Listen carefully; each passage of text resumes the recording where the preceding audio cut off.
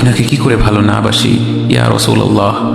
যখন আপনি আমাকে ভালোবেসেছেন সেই 1400 বছর আগে, যখন আপনি আমাকে মিস করতেন, আশা করতেন যেন আমার সাথে দেখা করতে পারেন, অথচ তখনও আমি জন্মই হইনি।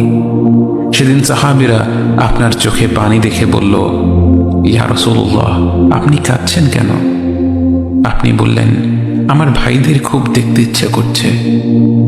সাহাবীরা বললেন, আমরা কি আপনার ভাই নই ইয়া রাসূলুল্লাহ? আপনি বললেন, না, তোমরা আমার সাহাবী। আমার ভাই হলো তারা যারা আমার পরে আসবে এবং আমাকে কখনো না দেখেও তারা আমাকে বিশ্বাস করবে। মৃত্যু শয্যায় শুয়ে আপনার অন্তরে এই চিন্তা ছিল যে আমাদের পরিণতি কি হবে।